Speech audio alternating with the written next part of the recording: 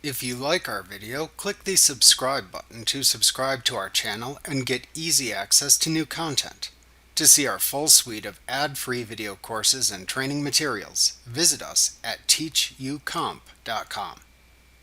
QuickBooks maintains a list of all the items that affect payroll amounts, including payroll expenses, within the payroll item list.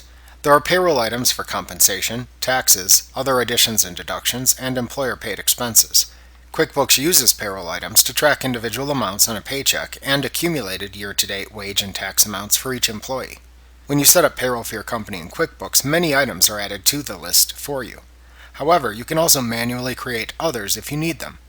You can view the current set of payroll items by selecting Lists, Payroll Item List from the menu bar. You can access the commands that you need to manage the entries in this list by clicking the Payroll Item button in the lower left corner of this list. To add a new payroll item, click the Payroll Item button in the lower left corner of the payroll item list, and then select the New command from the pop-up menu that appears. In the Add New Payroll Item window, simply answer the questions posed to you on each screen and click the Next button until you have set up the new item.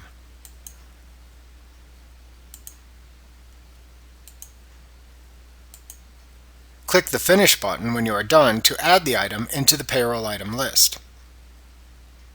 Remember to click the subscribe button to see more of our videos. Get ad-free courses at teachucomp.com.